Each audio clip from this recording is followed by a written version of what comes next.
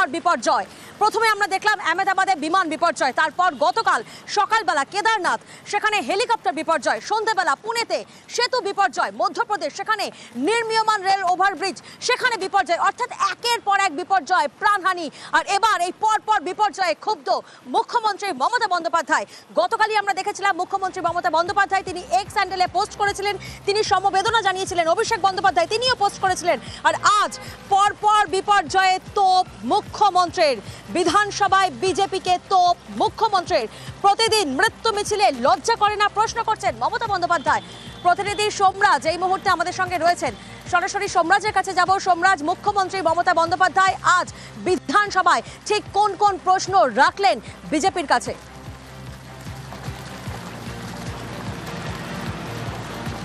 দেখো, বিধানসভায় প্রশ্নোত্তর পর্ব চলাকালীন মুখ্যমন্ত্রী মমতা বন্দ্যোপাধ্যায় আজ ক্ষোভ প্রকাশ করেন, বিশেষ করে এক একটি জায়গায় যে দুর্ঘটনা ঘটেই চলেছে। আহমেদাবাদে বিমান দুর্ঘটনা থেকে শুরু করে বেশ কিছু জায়গায় নির্মীয়মান সেতু ভেঙে পড়া, এবং শুধু তাই নয়, হেলিকপ্টার ভেঙে পড়া, একের পর এক যে দুর্ঘটনা এবং তার জেরে প্রাণহানির ঘটনা ঘটছে তা নিয়ে বিধানসভায় প্রশ্নোত্তর পর্ব চলাকালীন মুখ্যমন্ত্রী মমতা বন্দ্যোপাধ্যায় সরব হন এবং বিজেপির বিধায়কদের উদ্দেশ্যে তিনি কার্যত মন্তব্য করেন যে একের পর এক দুর্ঘটনা ঘটে চলেছে, প্রাণহানি ঘটছে, তাদের কি লজ্জা করে না?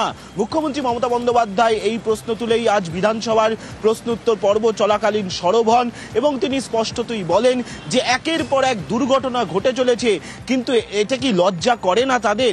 অর্থাৎ বিজেপি বিধায়কদের উদ্দেশ্যে, যারা আজকে ছিলেন বিধানসভার প্রশ্নোত্তর পর্ব চলাকালীন, তাদের উদ্দেশ্যেই মুখ্যমন্ত্রী মমতা বন্দ্যোপাধ্যায় এই প্রশ্ন করেন ও ক্ষোভ প্রকাশ করেন। একেবারে সোমরাজ, তুমি আমাদের সঙ্গে থাকো। এবং আরো একটি বিষয়,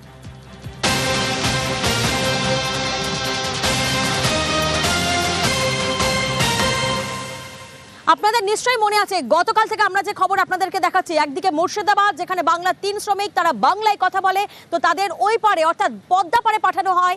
অন্যদিকে বাগদার দম্পতি, তাদের খবর আজকে সকাল থেকে আমরা আপনাদেরকে দেখাচ্ছি। আর এবার এই বিষয়ে ক্ষুব্ধ মুখ্যমন্ত্রী মমতা বন্দ্যোপাধ্যায়, তিনি এই বিষয়ে ক্ষুব্ধ। তিনি বলছেন জোর করে সীমান্ত পারে ক্ষুব্ধ, বাংলা ভাষায় কথা বললে পুশব্যাক, আধার প্যান থাকলেও পুশব্যাক।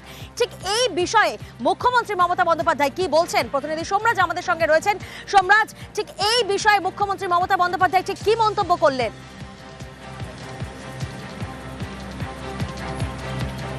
দেখো, একের পর এক এই ধরনের ঘটনা যা ইতিমধ্যে রাজ্য প্রশাসনের শীর্ষস্তরে নজরে এসেছে, এবং আজ মুখ্যমন্ত্রী মমতা বন্দ্যোপাধ্যায় যখন বিধানসভায় প্রশ্ন উত্তর পর্বে যোগ দেন সেই সময় এই নিয়ে ক্ষোভ প্রকাশ করেন এবং বিজেপি বিধায়কদের উদ্দেশ্যে বলেন যে বাংলা ভাষায় কথা বলছে, তাদের প্যান কার্ড আছে, আধার কার্ড আছে, ভোটার কার্ড আছে, কিন্তু তবুও তাদেরকে পুশব্যাক করা হচ্ছে এবং শুধু তাই নয়, তাদেরকে বাংলাদেশি বলে তকমা দিয়ে দেওয়া হচ্ছে।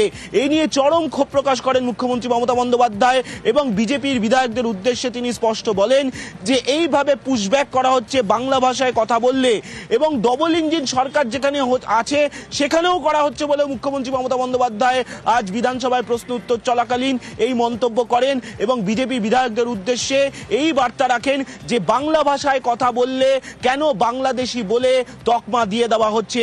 আর তা নিয়েই আজ সরব হলেন মুখ্যমন্ত্রী মমতা বন্দ্যোপাধ্যায়। বেশ।